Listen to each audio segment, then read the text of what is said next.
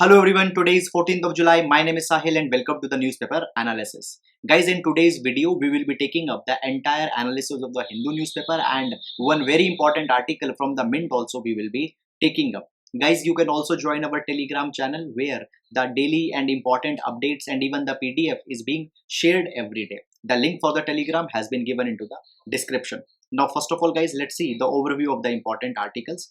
First of all, we will be taking up the article from the Mint. Here we can see that the Reserve Bank of India had opened up the bond market for the common people. We will see all the nitty-gritties into this aspect.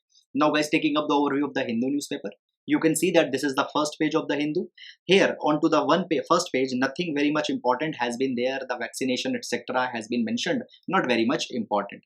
Then guys, moving up into the regional section also, the monsoon and how the disruption is being caused, the vaccine shortage etc. has been mentioned, not very much important. Please skip this particular section entirely. Then guys, we are on to the editorial section. Here we can see that a federal crisis is emerging in India into the 2026, how we can avoid it and what it is. Then guys, this particular article is talking about the recent decision by the UP government with respect to the two-child policy. So this also we will be discussing up. Then guys, this particular article is talking that how onto many of the government legislations a kind of a transparency is needed. So we will see some kind of implication. Then guys, this particular article, it pertains with respect to the football, but not very important for the UPSC examination. Then guys, onto this particular page, now this article is talking about the recent numbers with respect to the GDP etc., the production, growth into the different sectors. It has been talked and it is being compared on many of the aspects. But guys, such kind of information will be changing every coming month, and by the time your exam will be coming, it will not be very much important. Such comparison will change. Then guys, this particular article talks about that we need to disable the unconstitutional sections. We'll see that what has been there. Then guys, this article shows that we need to increase the trust into the vaccination, not very much important with respect to UPSC. Then guys, here we can see that many of the political news and all such kind of things have been discussed, not very much important for our newspaper, our UPSC. Guys, here we can see that the Assam bill has been mentioned for the sale of beef around the temples. We'll see a little bit of implication which could be there. Then guys, further moving on. So here we can see that into this particular page also, the Prime Minister is appealing that the vaccination needs to be increased. Nothing very much important. Guys, here we can see that the Kathmandu problem has been talked about. Then guys, further moving on onto the business page, very much important issue is not there. But here we can see that the S&P investment grading about India has been mentioned. We will be seeing what it has been provided. Then guys, into this particular page, the sports news is there, but nothing very much important for the UPSC. So that is about the overview, and now let's discuss with the newspaper analysis. Now friends, let's start with the today's GS quote. So today we will be taking a quote from FDR, Franklin D. Roosevelt. He says, "The test of progress is not whether we add more to the abundance of those who have much. It is whether we provide enough for those who have little." So guys, here the idea has been provided that the real progress can be seen by the welfareism, where we need to see that the capabilities of the most downtrodden sections of the society, it has been enhanced or not, whether the basic dignities and basic entitlements to most poor, most vulnerable sections have been provided. So this is the true test of the progress. Guys, we can utilize this particular quote into the questions related to the inequality, poverty in GS paper number 2, as well as in some of the aspects of GS paper number 3 as well. So that is all about this particular quote, and now let's take the newspaper analysis one by one. Now friends, taking up the first article. So this article has been taken up from the Mint newspaper, and it will be important for the GS paper number 3 under the topics related to the Indian economy. Now guys, what has happened here? The Reserve Bank of India for the first time has opened up the access to the government bonds to the common people directly. Now we know that the government bonds, basically these are the securities that are issued by the government when government want to raise money. Usually these government bonds were sold by the Reserve Bank of India to the financial institutions, to the banks etc. Common people were not allowed to directly buy these bonds. Now guys, what has happened? First of all, into the month of February, the Reserve Bank of India provided that they will be coming out with a kind of a scheme where the common public will also be allowed to directly buy this bond. it said that under the Reserve Bank of India retail direct, the people will be given such kind of access. And now finally this particular scheme has been formalized. Guys, at the end we will also see that what will be the advantages of it. But first of all, let's briefly look at what this scheme and what this notification is all about.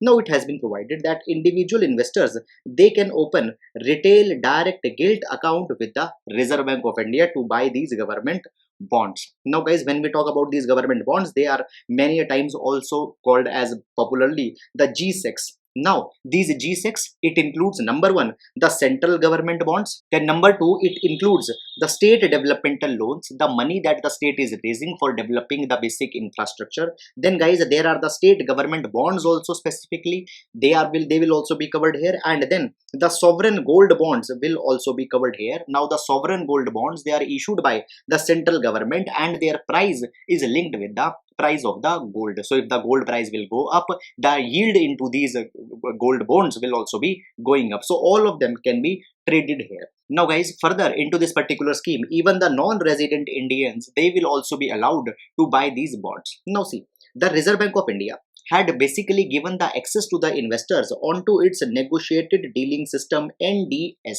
Now earlier NDS was only allowed to the banks and the financial institutions. They could buy the bonds there, and guys, minimum lot size was also 5 crore rupees. But now what has happened, under the NDS, the old lot has been provided where less than 5 crore rupees bond can be bought by the individuals. Minimum investment needs to be here 10,000 rupees.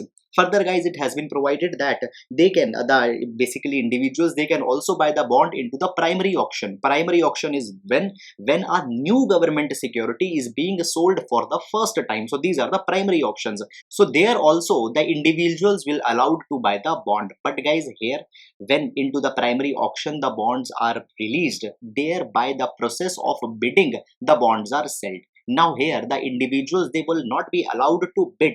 Rather they will be given a facility that they can submit how many bonds they want, and whatever price will be settled after the bidding amongst the financial institutions and banking, onto that particular price the bonds will be given to the individuals. Bidding will not be allowed. Keep these things into your mind. So guys, these are all the aspects with respect to the Reserve Bank of India's policy to open up the bond market for the common people. Now guys, if we do a little bit of analysis, this thing has already been done by the two countries, that is the USA as well as Brazil, and now India is following this particular suit. Now this thing first of all will be helping the government, because government will be able to enhance the pool of the investors and government will be able to raise much revenue for the developmental needs. Then guys, for the individuals also it is a kind of a good thing, because it has been seen that individuals are usually parking up their money into the fixed savings, but the fixed deposits, they are now seeing a kind of a low and very less interest rates. So there also it can be helped. Now guys, here we can see that if we compare the prices of the fixed deposit vis-a-vis the return that are being given by the government bonds, you can see that here into the category of 5 years as well as 4 years, the government bonds are giving much higher interest rate when compared to the fixed deposit. So here the investors will be having an advantage. Moreover, investors will also be having an assurance, because the government securities, they are the sovereign bonds, and therefore a surety that their money will not be lost also comes here. So into this capacity, there will be the advantages for both, and has been called as a win-win situation. So that is all guys about this particular article, and now let's move to the next article. Now guys, taking up the article from the Hindu editorial section, this particular article is talking about the recent two-child policy of the Uttar Pradesh government, and therefore it will be important for GS paper number 2, population and related measures. Guys, earlier on to the Monday newspaper analysis also we have discussed this entire scheme. Even the criticism shortfalls we have discussed. So if you don't know anything, you can also refer to the Monday newspaper analysis video. Now guys, we have seen that the UP, it came out with the two-child policy, where the Uttar Pradesh is saying that they want to reduce their total fertility rate. Right now, it has been said that as per the National Family Health Survey 4 data, the Uttar Pradesh total fertility rate is 2.7 and they want to reduce it to 2.1. So therefore, it has been provided that the people who will be following the two-child norm, they will be provided some kind of advantages, and the people who are not following the two-child norm, there will be certain penalties against those people. For example, here you can see that two additional increments will be provided to the ones who are following the two-child norm into the government services. Subsidized purchase of houses will be given to them. Then utility onto the utility charges, there will be a rebate, 3% increase into the EPF will be also there for such kind of people. Then guys, free healthcare and insurance coverage to the spouse will be given. Fine, even the person who is going for a single child, for him even more facilities have been provided. 4 additional increment, free healthcare insurance for the child till the 20 years of age, preference will be given to the child into the admissions, and free education up to the graduation level. However, at the same time, there are also the penalties. If a person is not following the two-child norm, they will not be given any benefit of government scheme. The ration will be limited to 4 person only. They cannot contest the local body polls, and they cannot apply for the government jobs. So these are the entire specifics of this particular scheme. Now guys, on to the face of it, if we see, it appears that it is going in line with the Cairo International Conference on Population and Development, which was held into the 1994.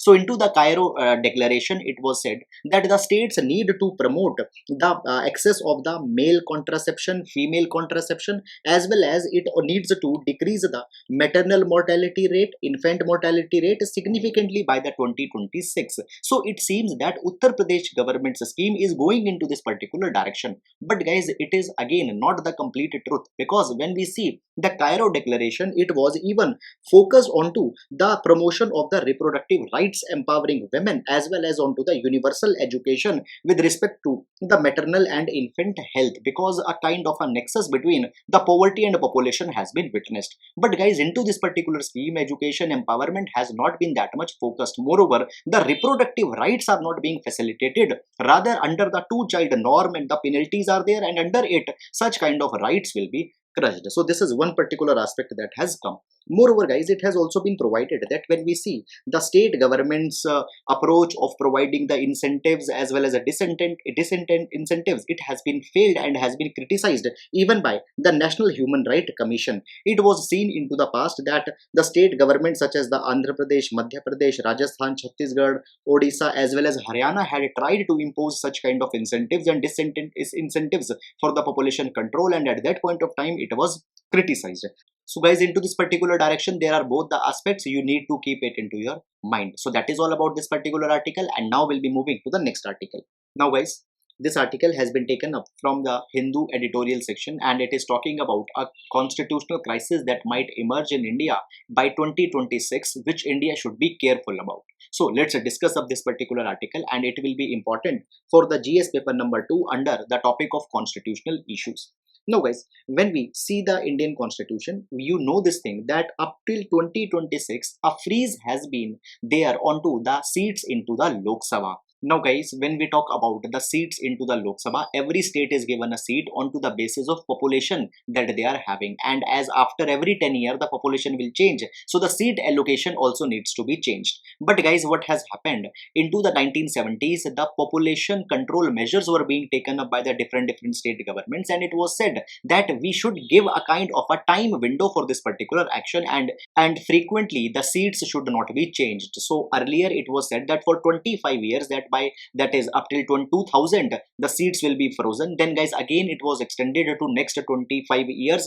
Now in 2026 the seats are to be reallocated, because guys 50 years have already been completed. Now it has been said that as now the seats allocation formula will be changed, obviously the poorer states which have more of a population, they will now be getting more number of seats, but the other states which have done really good in terms of reducing their population, their importance will be going down, because the number of seats allocated to those states will be going down. So it will be bringing a kind of a federal dispute, a federal crisis, that the states who had performed well, they are being punished. Now guys, it has been provided that wherever there is a federalism, and into the federalism there are unequal federal units, such kind of issues emerge. So guys, it is the responsibility of the government that government look into the matter, that how this particular issue can be resolved. Now guys, always there will be a kind of a resentment that political economic power will be going away. Now into this particular direction, if we see the example of the America,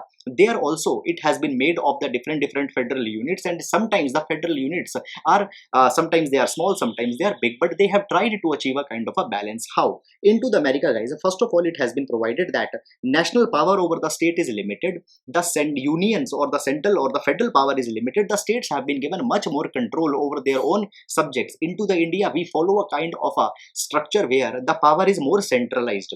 Then guys, secondly it has been provided that the each state has been given a kind of a representation into the Senate irrespective of their size. It has been said that every state will be sending 2 members into the Senate, so this particular thing is also giving the equal voice to the smaller states. Third guys, it has been provided that the president, they are elected by the electoral votes, which mean they must win the state rather than the total national population. So here what has done, the states, they are given a specific number of electoral votes, and here if the majority of electoral votes are won, then the president contender wins the entire state. So into this particular way, the state is also again being given the importance. And then guys, fourthly it has been provided that during the time when the slavery was prevalent into the USA, some kind of arrangement was also made. Guys, the slave owning states, they did not wanted to give the citizenship to the state, to the slaves, but at the same time they also want to have their political voice. So at that point of time, an arrangement was made that if they want, they can count their slaves and can give them the 3/5 of the kind of a weightage. So into this particular capacity, their population was accommodated. So guys, this particular condition is very much specific to the USA, and even into the present times it is not applicable because the slavery has been completely abolished. So you can leave this fourth point, but these three above given points are a kind of a good template that how the federal aspects have been accommodated in USA. Now guys, it has been provided that into the India also such kind of arrangement is to be made. First of all, it has been provided that the power of the states which is contained into the 7th schedule needs to be enhanced, because in India when we see a more of a centralism, we can see where the union government has been given much more power. And when we talking about the decentralization of the center, one specific power, that is power with respect to altering their boundaries, needed to be given to the state, because they will invoke more of a confidence into the state, and it will give a kind of a confidence to the states that they will not be crushed by the bigger states. So such kind of an arrangement would be made. Then guys, the secondly it has been provided that the government, it needs to reconsider the composition of the Rajya Sabha onto the lines of the Senate. Or into the USA, we can give the equal representation to all the states into the Rajya Sabha irrespective of their size. Then guys, thirdly it has been provided that a constitutional change is required, because many a times there are some of the sensitive subjects such as the financial redistribution between the states and the center.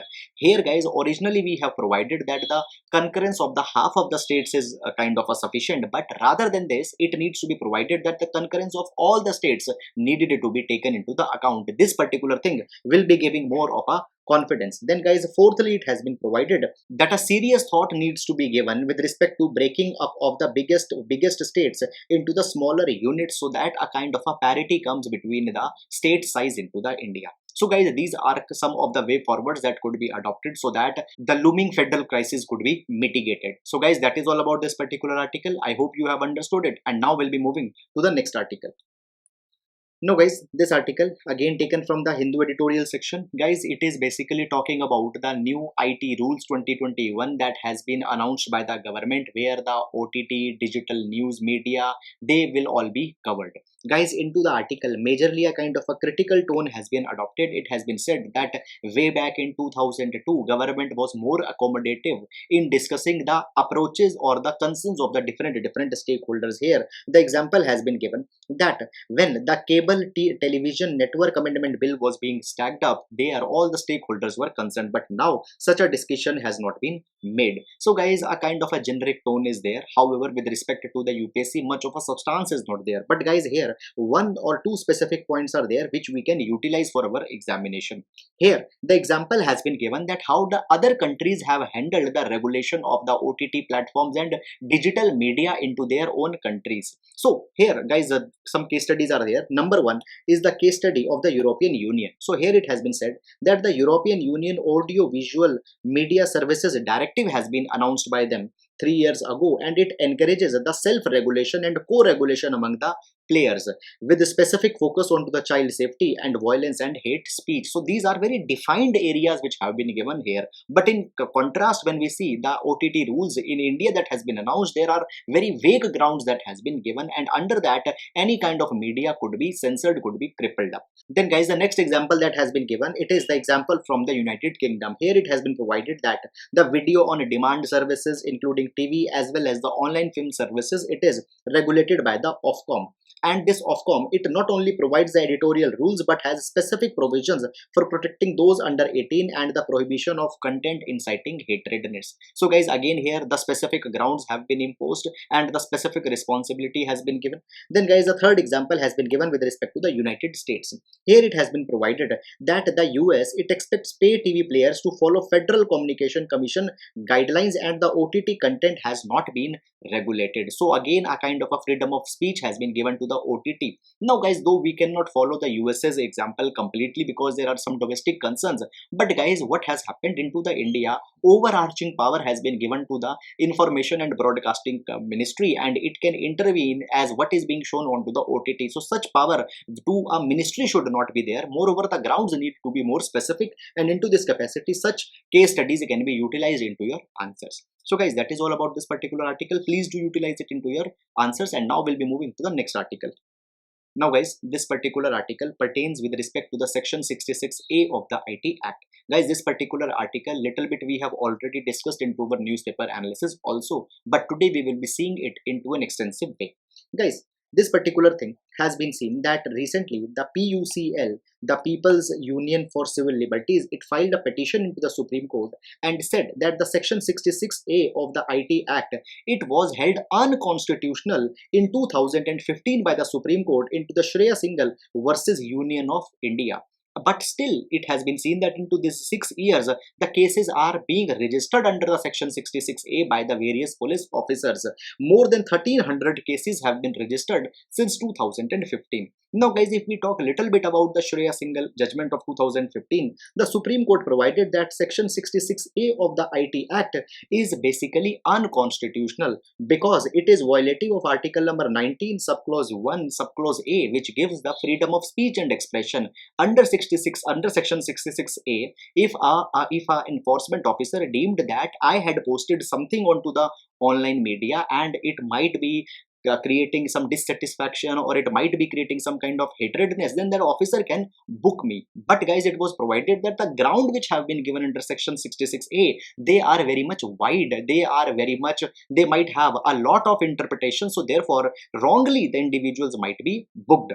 Even guys, it was said by the Supreme Court that this particular section 66A cannot be saved by the article number 19 subclause 2, which provides about the reasonable restriction, so it was completely struck off. But guys, it has been seen that still now the police officers are utilizing it and more than 1300 cases have been registered under it. Guys, it has been seen that the Supreme Court has actually been quite progressive in striking out those provisions which are going against the constitution. For example, in 2018 into the Navtej Singh Johar versus Union of India case, section 377 was struck down because it was criminalizing the homosexuality, but the sexual preference is matter of a right to privacy, so it was struck down. Then guys, into the Joseph Stein versus Union of India case, the section with respect to the adultery was also struck down because it was more offensive towards the women. It was basically creating a kind of an inequality between the men and the women. So such kind of things had already been happened, but the problem comes at the level of enforcement.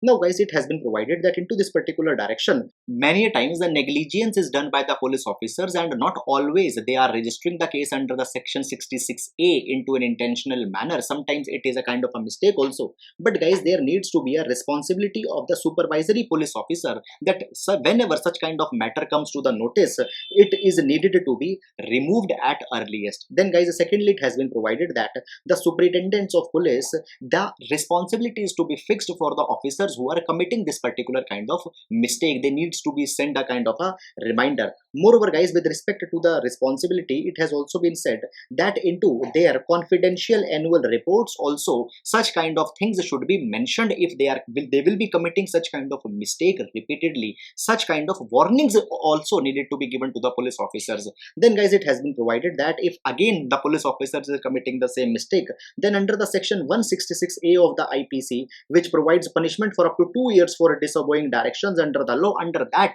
the police officer can be charged. So number one, the innocent mistakes needed to be rectified by the higher authorities, and number two, they needed to be sensitized and they are needed to be given a kind of a warning that such kind of mistake should not happen again, otherwise their annual report will be dented. And if even then they are not basically reprimanding themselves, then guys under section 66A they could be charged.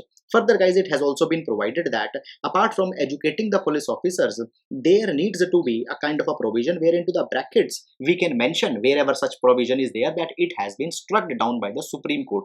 Moreover, it has also been provided that there is the CCTNS, that is the Crime and Criminal Tracking Network and Systems. Under CCTNS, the entry under section 66A needs to be disabled so that the possibility even does not arises. Guys, when we talk about the CCTNS, now the provision has been made mandatory that all the FIRs are needed to be lodged onto the CCTNS. So there, the section 66A's provision needs to be disabled. So these are some of the suggestions that has been given into this particular direction, so the officers doesn't invoke these provisions repeatedly. Now guys, section 66A was very much popular in 2015-16 because it has a direct linkage onto the fundamental rights, and now again as this particular issue has reignited, it could be asked into the examination, so please keep it into your mind. So that is all about this particular article, and now we'll be moving to the next article. Now guys, this particular article talks about the political crisis that is going into the Nepal. We have seen that into the Nepal, the house was first of all dissolved into the 2020 onto the advice of the Prime Minister. The President dissolved the house.